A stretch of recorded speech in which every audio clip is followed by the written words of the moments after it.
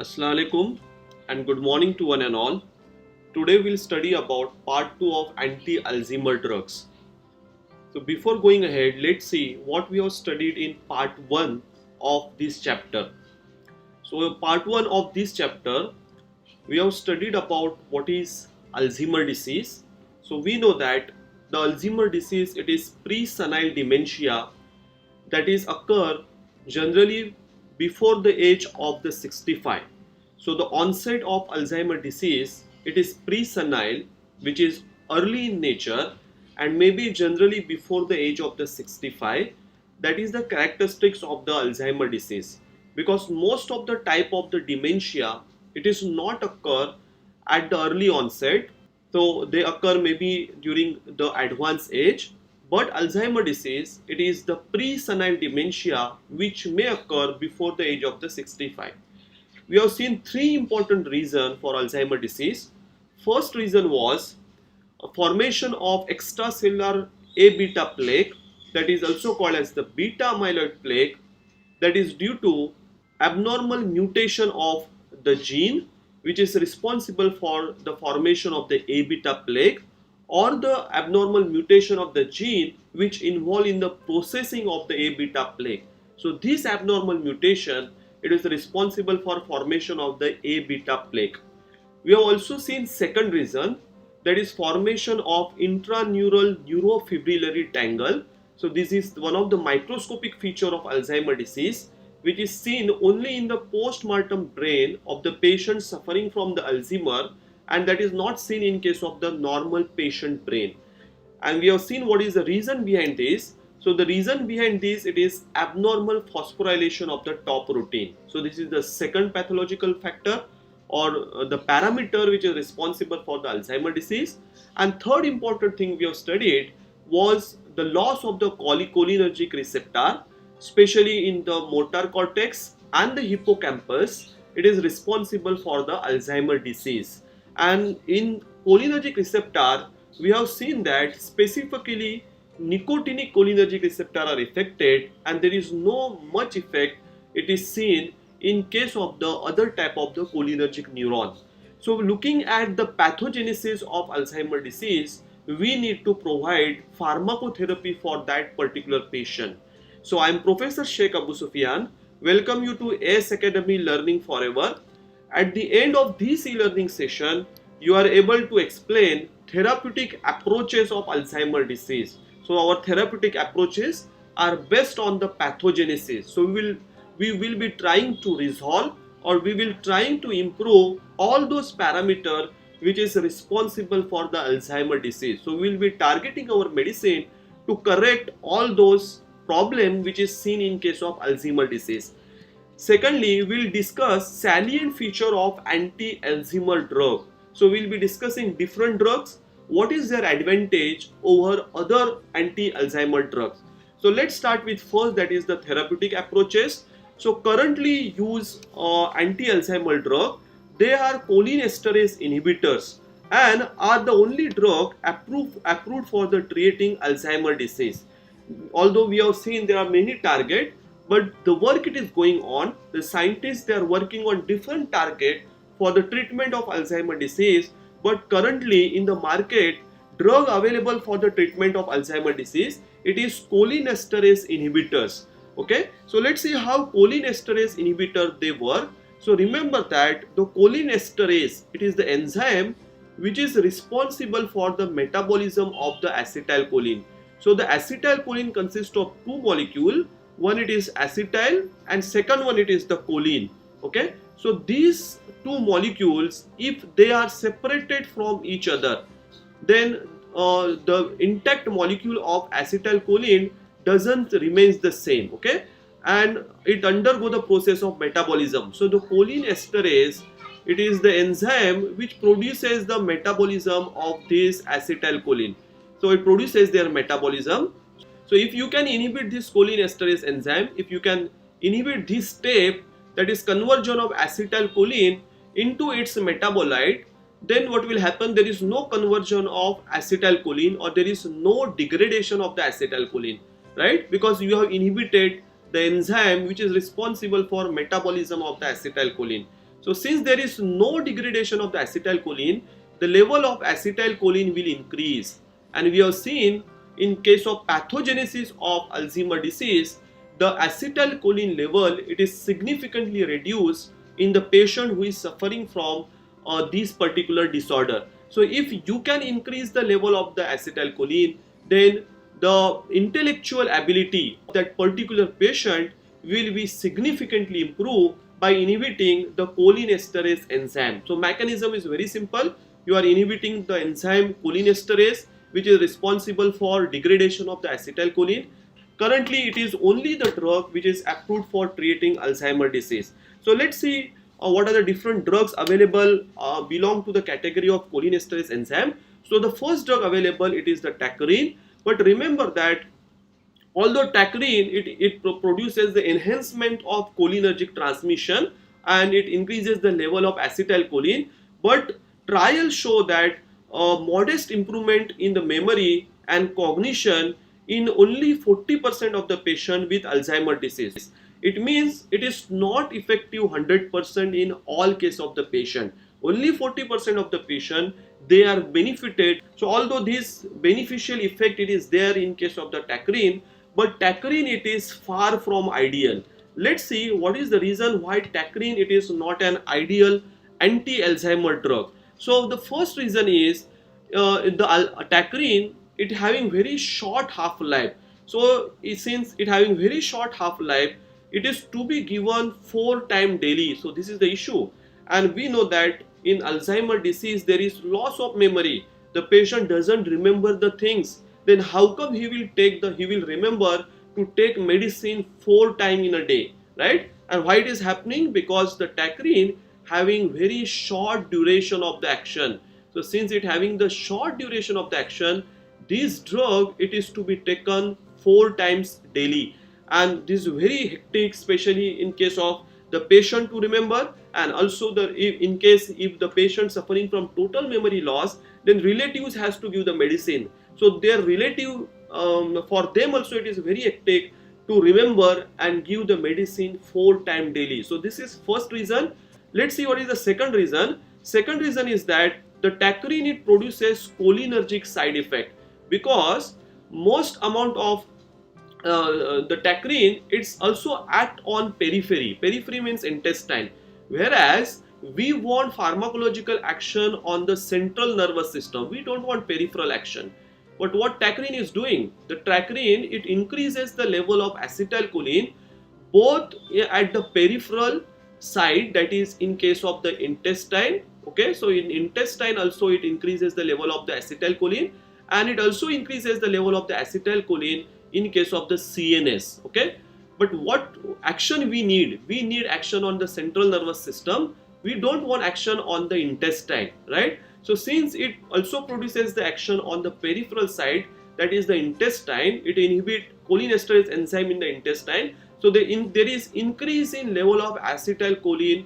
It is seen in case of your peripheral side, that is the intestine, and as a result of that, due to increase in level of acetylcholine, it produces different cholinergic side effect. So especially it produces the nausea and abdominal cramp, so that make patient discomfortable after taking this medicine. So this is second reason. Let's see what is third reason. In addition to this, it produces the hepatotoxicity. It produces the toxicity to the liver, and we know that the liver it is the vital organ, right? So if any drug it produces hepatotoxicity, or if any drug it produces the toxicity to a vital organ like the liver, your lungs and heart, then that drug it is not an ideal one. So that drug should not be given to the patient. So since it produces the hepatotoxicity in those patients, it is not an ideal drug. So although it is the good and effective drug, but it is far from ideal anti-Alzheimer drug. Let's see what are the other drugs that we can use for treatment of the Alzheimer, because the tacrine having more side effects and the frequency of dosing it is also more. So let's see other category of the drug. So the other compounds which have limited efficacy, means which does not have the efficacy as the efficacy of the tacrine. So those drugs having the limited efficacy, but they are more effective than tacrine, especially in improving quality of the life. Because if you give the tacrine, then what tacrine will produce? The tacrine will produces the side effect. So patient is not comfortable, right? It produces discomfort to the patient. And if you give the drug, although it is less effective, but if it produces the less side effect, the patient, then in such case it will help to improve the quality of life of that particular patient. So these drug, it including the donepezil. So instead of tacrine, you can use the donepezil. So donepezil, the advantage is that it does not lead to hepatotoxicity. So we have seen one of the severe side effect of the tacrine, it is the hepatotoxicity. So that is not there in case of the donepezil. So if you know that the patient having the problem of hepatotoxicity, then instead of giving tacrine, you can give the donepezil, or instead of the tacrine, donepezil can be the preferred drug for the treatment of the Alzheimer disease. Next drug, it is the rivastigmine. So as we are going ahead, you can see the each drug, it overcome one of the problem which is associated with the tacrine. So we have seen in case of the donepezil, it does not having the hepatotoxicity, whereas tacrine produces the hepatotoxicity. The second drug, it is the rivastigmine. The rivastigmine, it is the longer lasting drug.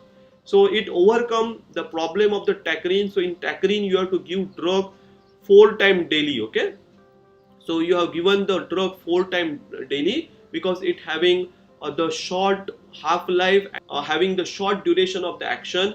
Whereas in case of the rivastigmine, since it is longer lasting drug, there is no need to give this drug 4 times in a day. Maybe the once in a day can be sufficient because the drug it having the longer lasting action. Okay, so the dose, it is once a day. Okay, so that is the advantage of rivastigmine over the tacrine. In addition, the rivastigmine, it is the CNS selective, whereas we have seen in case of the tacrine, it having both the action. It produces the action at the periphery as well as it produces the action on the central nervous system. So this is the advantage of the rivastigmine. The rivastigmine, it is the CNS selective. So since it is CNS selective, it produces only fewer peripheral cholinergic side effect. So we have seen in case of the tacrine, it produces the nausea, abdominal cramp, and which may lead to the discomfort to the patient. So that discomfort, it is not there with the rivastigmine. So nowadays the donepezil and rivastigmine has overcome the use of the tacrine. So instead of the tacrine, we can use the newer drug, that is the donepezil and rivastigmine. The third drug, it is the galanthamine. So galanthamine, it is the source, it is the plant or the herbs. So it is basically alkaloid from the plants and plants of the snowdrop family. So it is basically an alkaloid from the plant of snowdrop family. Let's see how it's act. So it's act partly by different action. So the pure action remains same, that is cholinesterase inhibition. So it produces inhibition of the cholinesterase enzyme. In addition to that, it having other mechanism that it partly produces activation of the brain nicotinic acetylcholine receptor. So we have seen in case of the pathogenesis, there are 2 type of cholinergic receptor are there. One, it is muscarinic and nicotinic. But in case of Alzheimer disease, the cholinergic receptor they are affected are nicotinic in nature. So what galanthamine is doing? The galanthamine, it produces the activation of the brain nicotinic acetylcholine receptor. So it is solving the problem of the Alzheimer disease. So since it having both the action, so it may produces good synergistic effect to improve the level of the acetylcholine or to activate a cholinergic receptor. So this is about the third drug, that is the galanthamine. Let's see about the other drugs for the treatment of the Alzheimer disease. So other drug there, it is including dihydroergotamines. So the dihydroergotamine, it is used for many years for the treatment of the dementia. Since it was used for the treatment of the dementia, might be that is not associated with the Alzheimer disease. So neurologists have thought of exploring dihydroergotamine for the treatment of the Alzheimer disease. So let's see what could be its the possible mechanism of the action. So the dihydroergotamine, basically it acts as the cerebral vasodilator. So basically it is the vasodilators, And any drug which having vasodilatory action, what it does, it improve the blood supply because it increases the diameter of the blood vessels. So it improve your blood supply to the brain. Okay, so since it improve the blood supply to the brain, there are some kind of the dementia where patients suffer from the loss of memory. It is due to the ischemia. So the ischemia, it is the less supply of the blood. Okay, so if the dementia, if it is due to the ischemia, then that can be prevented by giving the vasodilator because it improves the blood supply or it correct the ischemia.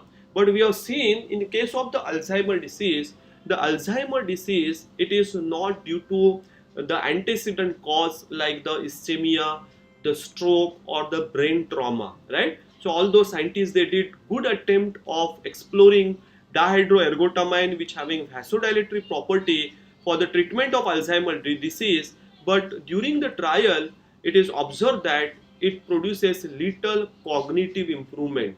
So there is little cognitive improvement it is observed when patient is treated with dihydroergotamine. Okay, so although it having the little cognitive improvement, but yes, this drug can be given to avoid progress of the Alzheimer disease, because we know that the Alzheimer disease, it is progressive in nature. That is what we have seen in case of its prevalence. So in prevalence we have seen the 5% of the patient, they are suffering from Alzheimer disease at the age of the 65, and 90% of the patient, they are suffering from Alzheimer disease at the age of the 95. So if someone want to halt the progress of the Alzheimer disease, or maybe if you want to avoid the shifting of Alzheimer disease from partial loss of memory to complete loss of the memory, or from the first stage to the advanced stage, then in such case, to avoid the progress of Alzheimer disease or to avoid progress of loss of cholinergic neuron, you can give the vasodilator so that there is no ischemia, there is good blood supply, and the cholinergic neurons remains intact. Okay, so in such case you can give it as a preventive treatment, but it is not an curative option for the treatment of Alzheimer disease. So we have seen about dihydroergotamine. Then the scientists, they have also explored about nootropic drugs. So basically the nootropic drugs, they are given for the treatment of dementia which is not associated with the Alzheimer disease. So there is the dementia or the loss of the memory where the Alzheimer, it is not the reason, something else is there, like maybe the ischemic brain disorder is there, or patient is suffering from the stroke, or maybe during the accident he may suffer from the brain trauma, and due to the brain injury his memory it is lost. In such case you can give the paracetamol. So these drugs, they are called as the nootropic drug. So scientists, they have tried to explore these drugs for the treatment of Alzheimer disease also, because since these drugs, they improve the memory in case of the patient suffering from the dementia, so they thought that it will also improve the memory in case of the Alzheimer disease. So they have explored these drugs, but when they have given this drug for the in case of the test animal, it is observed that they enhance glutamate release and there is improvement of the memory. So the memory, it is improved due to enhancement of the glutamate release by this nootropic drug.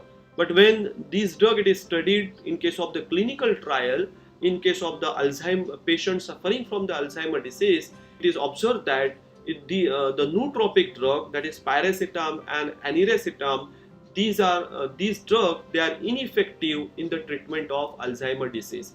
So although these other drugs, they are also explored in order to get or in order to solve the problem of the Alzheimer disease. So although they produces good action at the animal model, but does not show their good effect in case of the clinical trial. So let's see what are the other options for the treatment of the Alzheimer disease. So new drugs which are under the clinical trial. So I call it as the status of new drug, because that is very important. Maybe this is the future drug treatment of the Alzheimer disease. So inhibitor of the beta and gamma secretase, they are right now undergoing clinical trial. So beta and the gamma secretase, these are basically drug. It inhibit this enzyme, that is beta and gamma secretase, which is responsible for the mutation of A beta plaque. Okay, so due to abnormal mutation of the A beta plague, we have seen that the patient is suffering from the Alzheimer disease. So what these drugs are doing, they produces inhibition of these beta and gamma secretase. As a result of that, there is no abnormal mutation of the gene responsible for formation of the A beta plaque. So they are undergoing clinical trial. In addition to this, and very new approach that was taken by the scientists, that is the Shenek et al. In 1999. So what he does, he has immunized Alzheimer disease transgenic mice. So the mice which is transgenic in nature. So transgenic means their gene it is intentionally altered. Okay, so the gene it is altered to produce Alzheimer disease. Okay, so the gene alteration it is done to produce any kind of the disease that is called as transgenic. Okay, so if such mice is there which gene it is altered to produce the disease, then it is called as the transgenic mice. So when the transgenic mice, they are immunized with A beta protein, they have used simple logic, because in Alzheimer disease one important pathogenic factor, it is formation of the A beta plaque. So if you can immunize these transgenic mice with A beta protein, then what your immune system will do?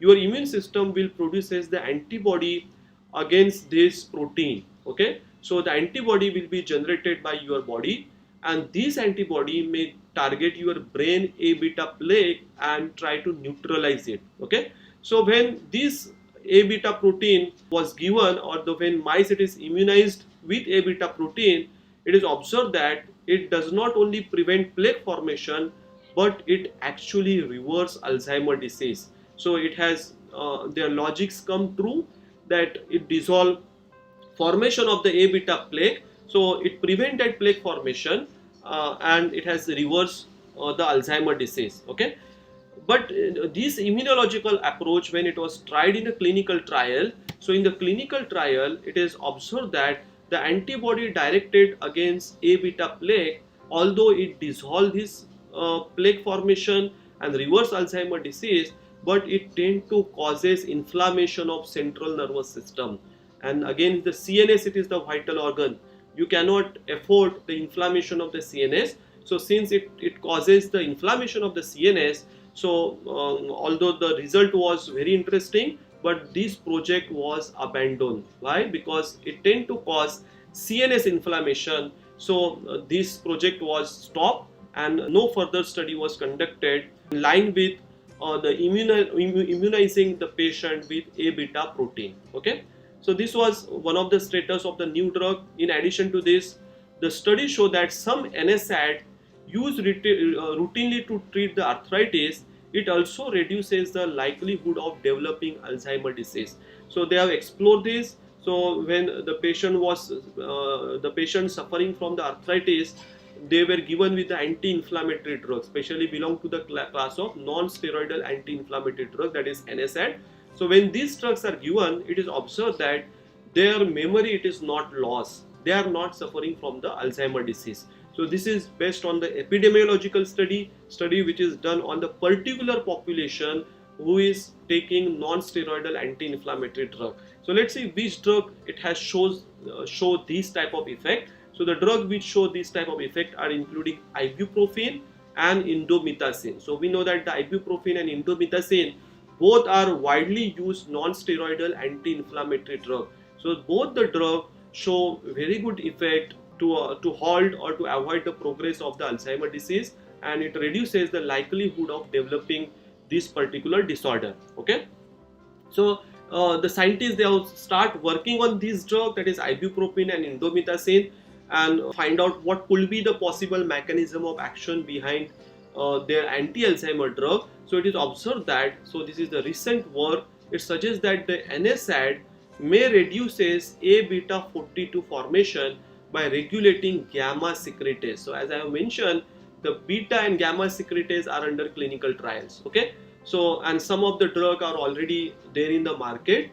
So these due to the regulation of the gamma secretase, so this is the enzyme which basically produces abnormal formation of the A beta plaque, okay, or the mutation of the gene which is responsible for the A beta plaque. So if you can inhibit this, there is no abnormal mutation of the gene responsible for the A beta plaque, and as a result of that you can avoid the formation of A beta plaque in the brain. Okay, so this is how the ibuprofen and indomethacin, they produces the anti-Alzheimer action. In addition to this, scientists, they have also explored the metal chelating agent. It is observed that the A beta plaque, it bind to this metal, this chelating agent, that is copper and the zinc. Okay, so when copper and zinc bind to the A beta plaque does not remains in its original form.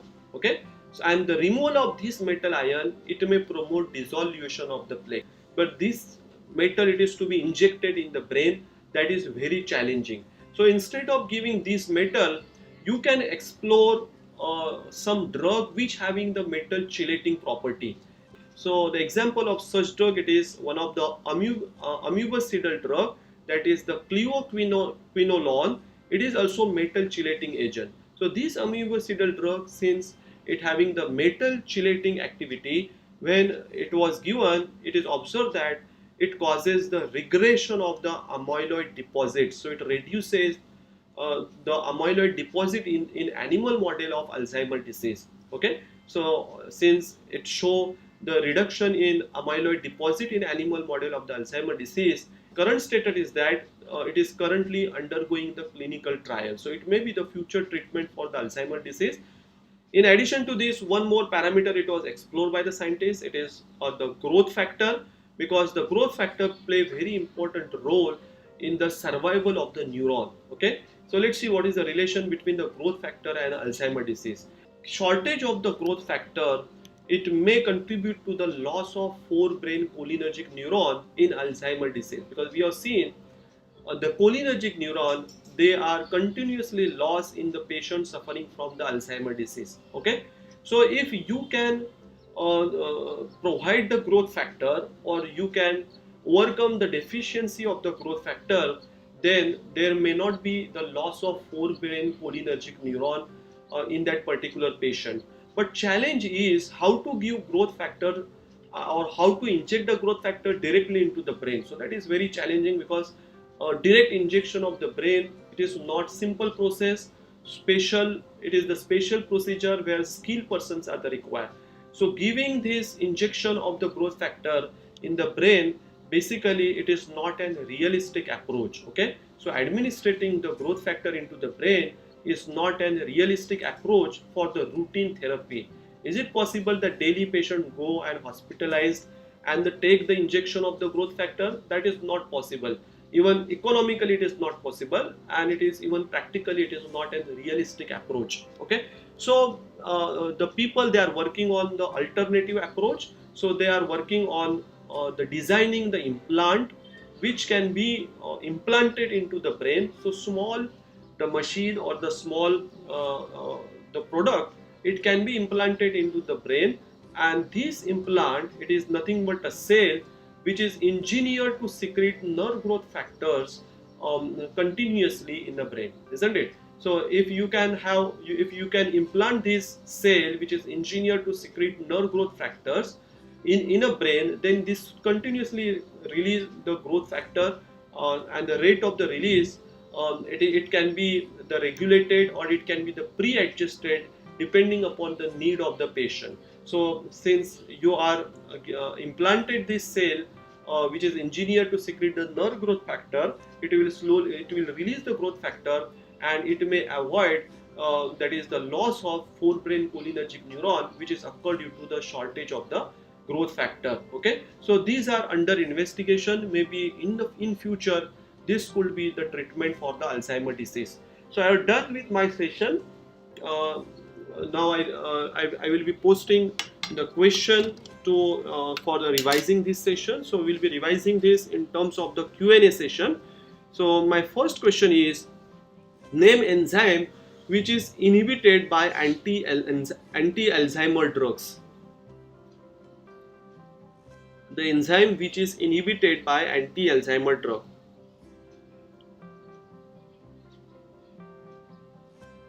I am waiting for your answer.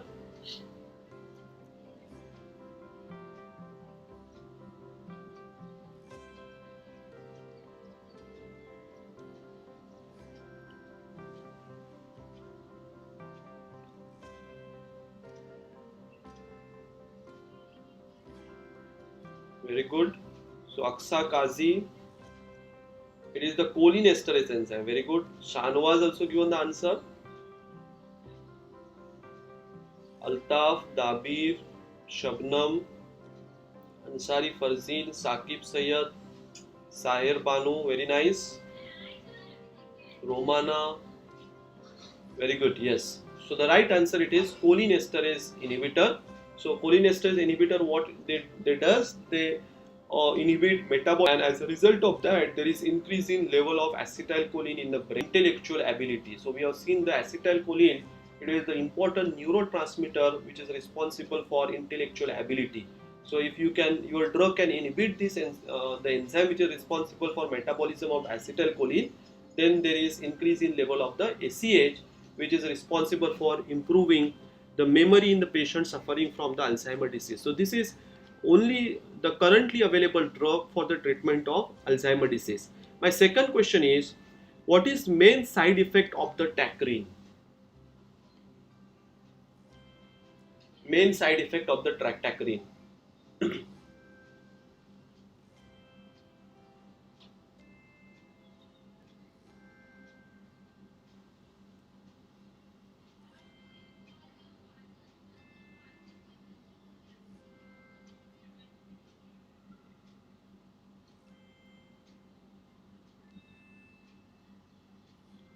Raunak has given the answer, that is hepatotoxicity. Very good. One more side effect is there. One, obviously the main side effect it is hepatotoxicity. Aksa, Yahya, Zareen. Very nice. Nausea and vomiting, abdominal cramp. Very good. Yes. So the hepatotoxicity and second side effect of the tacrine, it is the peripheral side effect, because the tacrine produces increase in level of acetylcholine not only in the CNS, but it improve the level of the acetylcholine also in the intestine. So increase in level of acetylcholine in intestine it is not needed, which may lead to the cholinergic side effect. The cholinergic means the side effect due to increase in level of the acetylcholine, like nausea and vomiting, and also it produces very severe hepatotoxicity. So very right answer. My third question is, among tacrine and rivastigmine, which drug do you recommend for improving quality of the life in the patient suffering from Alzheimer disease?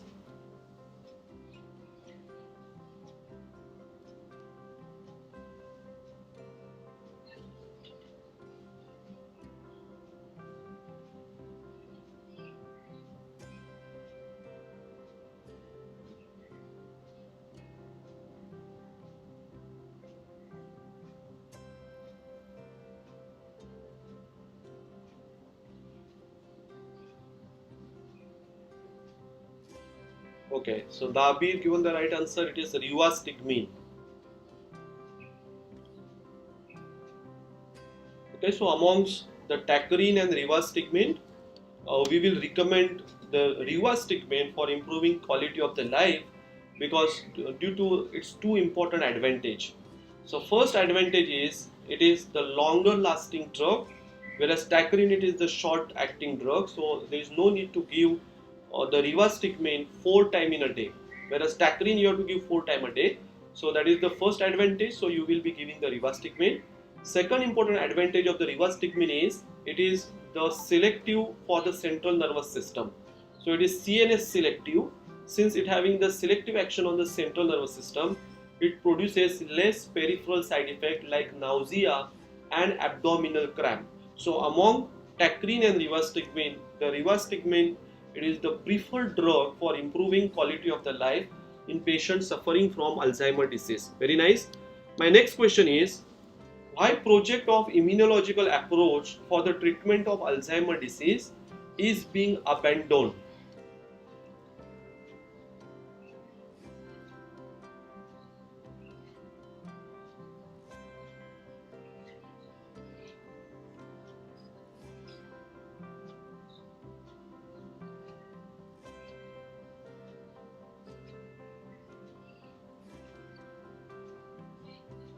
What is the reason why we have stopped the project of immunological approach? Nurun Nisa given the answer. Due to CNS inflammation. Very nice. What about others? So although it produces complete dissolving or the regression of A beta plaque, but since it produces the inflammation of the central nervous system, we have abandoned, or the scientists or investigator, they have stopped the project of immunological approach for the treatment of Alzheimer disease. My last question is, how cleoquinol produce anti-Alzheimer action? How cleoquinol produce anti-Alzheimer action? Very nice, many are giving right answer.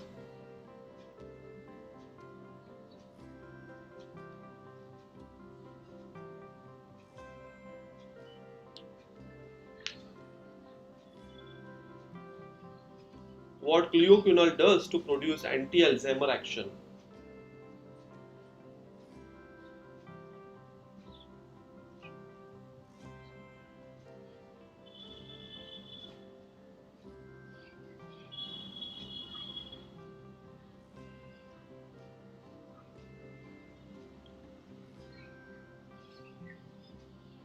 Okay, Saqib has given the right answer. It is metal chelating agent. Very nice.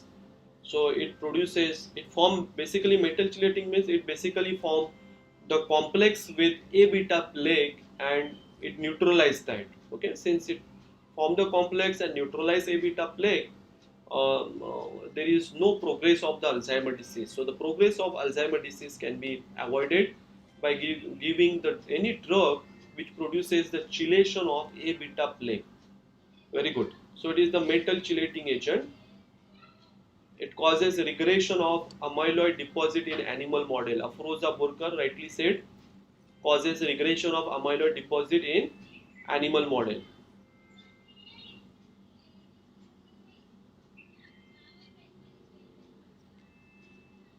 Very nice. Rahul Gupta said metal chelating agent.